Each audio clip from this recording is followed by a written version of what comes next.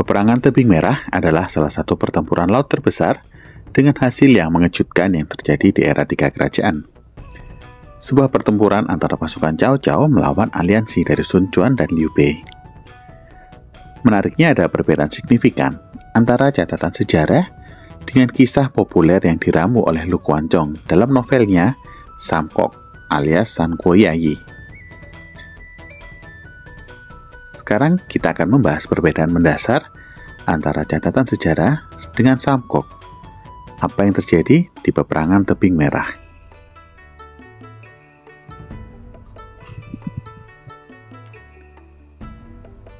Menurut sejarawan sendiri, acuan sejarah Tiga Kerajaan adalah Sangguose yang dikompilasi oleh Chen Shou.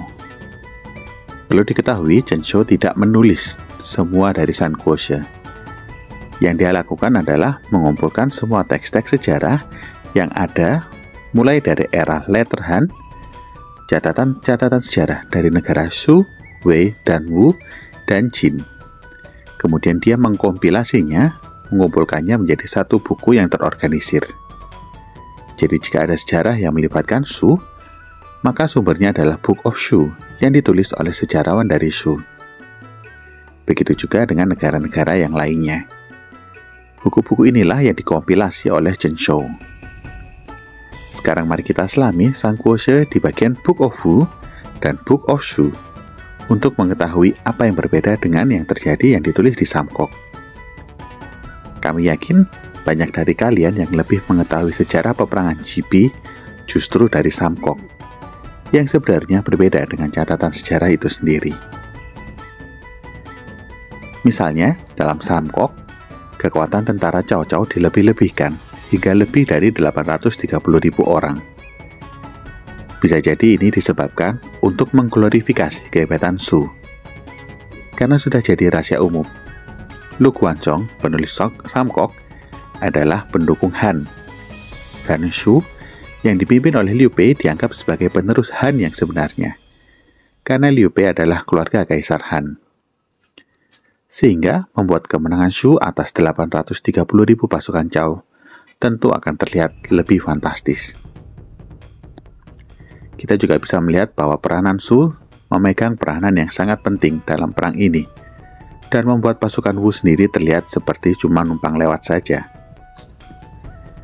Kita bisa melihat bagaimana kecilnya peran dari komandan dan penasihat Wu seperti Zhou Yu dan Lu Su. Meskipun catatan sejarah menggambarkan Lu Su sebagai penasihat yang bijaksana dan Zhou Yu sebagai pemimpin militer terkemuka dan orang yang dermawan, Samkok menggambarkan Lu Su sebagai orang yang biasa-biasa saja dan Zhou Yu sebagai orang yang kejam dan sinis. Keduanya digambarkan lebih rendah dari Zhuge Liang dalam segala hal. Padahal, patut diketahui, peperangan laut adalah spesialisasi Wu. Dan jumlah pasukan Wu lebih banyak daripada Liu Bei. Kita perlu ingat, daerah Wu sudah lama dan menguasai wilayah timur. Sedangkan Liu Bei sendiri baru saja menghimpun pasukan dan belum memiliki wilayah yang kuat. Dari 50.000 pasukan aliansi, kita bisa melihat jumlah pasukan Liu Bei dari surat yang dikirim Zhuge Liang kepada Zhou Yu. Zhuge Liang menulis bahwa Liu Bei bersama Liu Ji masing-masing memiliki 10.000 pasukan. Jadi kita bisa lihat dari 50.000, pasukan Wu sendiri berjumlah 30.000. Dan mereka adalah pasukan yang memiliki spesialisasi dalam pertempuran laut dibandingkan dengan 10.000 pasukan darat Liu Bei dan 10.000 pasukan darat Liu Ji. Bagaimana mungkin pemimpin dari 10.000 pasukan darat memimpin perang di laut dan mengkomandani 30.000 pasukan yang spesialisasinya perang di laut? Ini seperti seorang jenderal angkatan darat yang cuma punya 10.000 pasukan menjadi komandan dari 30.000 pasukan angkatan laut. Jenderal yang tidak ada pengalaman di pertempuran laut tidak mungkin bisa memimpin pasukan yang sudah spesialisnya perang laut. Di Samkok, peran Shu dengan Zhuge Liang terlihat sangat menonjol dibandingkan dengan Zhou Yu, Lu Su, dan pasukan Wu-nya. Belum lagi kisah Pangtong yang disebut di Samkok menjebak Cao dengan menganjurkan taktik merantai kapal. Padahal, baik catatan sejarah yang ditulis oleh Xu dan Wu tidak menulis hal tersebut. Menariknya, dalam catatan sejarah Wu, sebenarnya Pangtong saat itu sedang ditugaskan mengurus distrik lain yang posisinya jauh dari Jibi. Entah kenapa oleh Lu Guanzhong, Pangtong bisa tiba-tiba ada di Jibi. Kemudian Zhuge Liang melakukan upacara memanggil angin, seolah-olah pasukan aliansi bisa menang karena angin timur membakar pasukan Cao. Ada yang berpendapat bahwa sebenarnya karena Zhuge Liang dulu adalah seorang petani, dia tahu tanda-tanda alam dan membaca pergerakan musim, sehingga dia tahu akan ada angin timur. Menariknya, semua orang di Wu sudah tahu kalau angin timur akan bertiup. Kenapa? Karena daerah Jibi memang sudah terkenal kalau angin timur berhembus kencang di sana. Jadi tanpa perlu tahu tanda-tanda astronomi, semua orang Wu yang sudah lama tinggal di sana memang sudah tahu angin akan berhembus. Karena itu Zhou Yu menggunakan taktik api. Karena tahu kalau angin berhembus, apapun musimnya, mereka bisa menang. Namun, jika kita melihat di Samkok, sangat berbeda. Di Samkok, Zhou Yu saking khawatirnya apakah angin timur akan berhembus, dia sampai muntah darah. Sehingga Zhuge Liang perlu datang dan bilang bahwa dia akan mendatangkan angin timur. Strategi meminjam panah. Lagi-lagi kita lihat di Samkok ingin memunculkan image Zhuge Liang yang cerdas dan Zhou Yu yang picik. Dalam cerita ini, Zhuge Liang diminta oleh Zhou Yu untuk meminjam panah, namun baik dalam catatan sejarah Wu, bahkan dalam catatan sejarah yang ditulis oleh sejarawan Xu sendiri, tidak pernah kejadian tersebut ditulis.